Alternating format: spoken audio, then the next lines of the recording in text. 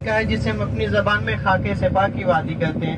یہ روڈ جو اندر کو جا رہی ہے مسجد جمعہ کی طرف، اسی کے قریب میں وہ مقدس مقامات ہے جسے دنیا سنیت الوداع کے نام سے جانتی ہے، جہاں اللہ کے رسول صلی اللہ علیہ وسلم کا خیر مقدم اہل مدینہ اور بالخصوص بنو نجار کے بچیوں نے کیے تھے، اور وہ ترانے گائے تھے جس ترانے کو لکھنے کا شرف کلثوم بنت حارث انصاری رضی اللہ تعالیٰ عنہ کو ملا، جس کے بول ہیں طلع البدر علینا من ثنیات الوداع وجب شکر علینا ما دعا للہ داعی، کہ کہیں معصوم بچیاں تھی کھڑی اور دف بجاتی تھی رسول اللہ. یہ سامنے دیکھیں، وہ صبح زیارتوں کے لیے گئے تھے، وہ بیر گرلز کا کنواں ابھی کھلا ہوا ہے، پانی بھر رہے ہیں لوگ، یہ بالکل کونے پہ ہے سامنے وہی کنواں صبح جہاں پہ ہم لوگ گئے تھے دوسری زیارتوں کے لیے، جنتی کنواں بیر گرلز کہ نظر پڑتے ہی روزے پہ صبح اس کنویں کی ہم سب نے زیارت کی ہے جو ہمارے ساتھ میں دوسری زیارتوں کے لیے گئے تھے.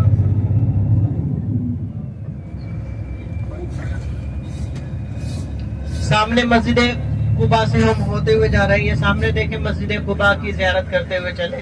مدینہ منورہ کی دوسری تاریخی مسجد ہے مسجد قباء. اللہ کے رسول صلی اللہ علیہ وسلم مکہ مکرمہ سے ہجرت کر کے جب مدینہ منورہ آئے تو اپنے جانثار صحابہ کرام کے ساتھ میں اسی مسجد کی تعمیر کیے تھے. یہ سامنے دیکھیں، یہ وہی مسجد ہے.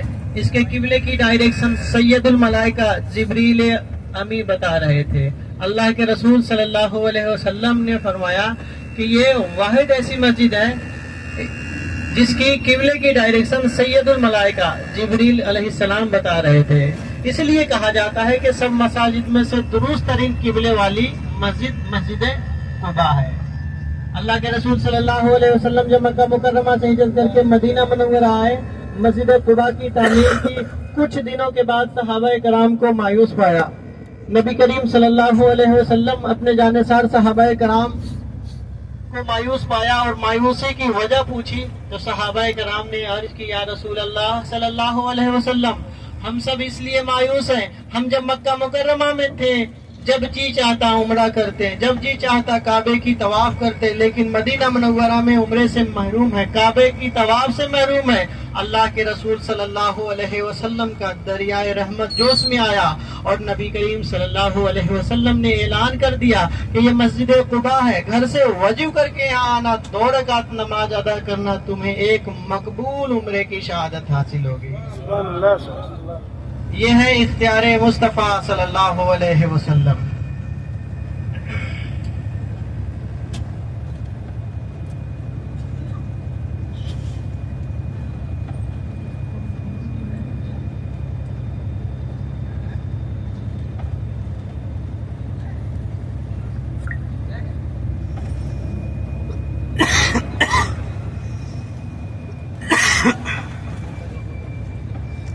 پورے مدینہ کی قید کر لے گا.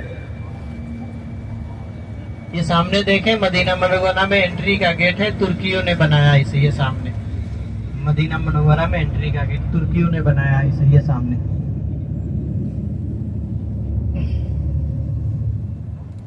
مدینہ منورہ کا حدود ختم ہو رہا ہے. یہ اس آبادی کے پیچھے ایک پہاڑ ہے جس کا نام ہے جبل عیر.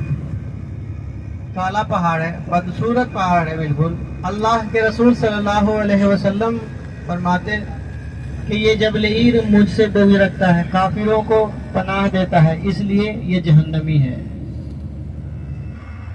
اللہ کے رسول صلی اللہ علیہ وسلم نے فرمایا یہ مجھ سے بغض رکھتا ہے، کافروں کو پناہ دیتا ہے، اس لیے یہ جہنمی ہے. اور جبل احد کو اللہ کے رسول صلی اللہ علیہ وسلم نے جنتی کہا. کیوں؟ کہ اللہ کے رسول صلی اللہ علیہ وسلم نے فرمایا کہ میں اس سے محبت کرتا ہوں، یہ بھی مجھ سے محبت کرتا ہے، اس لیے یہ جنتی ہے. اللہ کے رسول صلی اللہ علیہ وسلم جب جبل احد کے قریب سے جاتے، جبل احد دیکھتا، جھومتا، خوش ہوتا. اس کی خواہش تھی کہ کاش نبی کریم صلی اللہ علیہ وسلم کے قدم مبارک ہمارے اوپر آتے.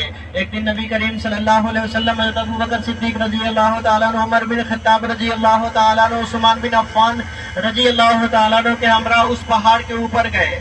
اس پہاڑ کو برسوں سے انتظار تھا انتظار کی گھڑی ختم ہو گئی. جبل احد اپنے مقدر پہ ناز کرنے لگا. اللہ کے رسول صلی اللہ علیہ وسلم کو اپنے اوپر پایا اور اپنے مقدر پہ ناز کرنے لگا, خوشی سے جھومنے لگا, ہلنے لگا. ہے تو پتھر, ہے تو پہاڑ, اللہ کے رسول صلی اللہ علیہ وسلم کو دیکھ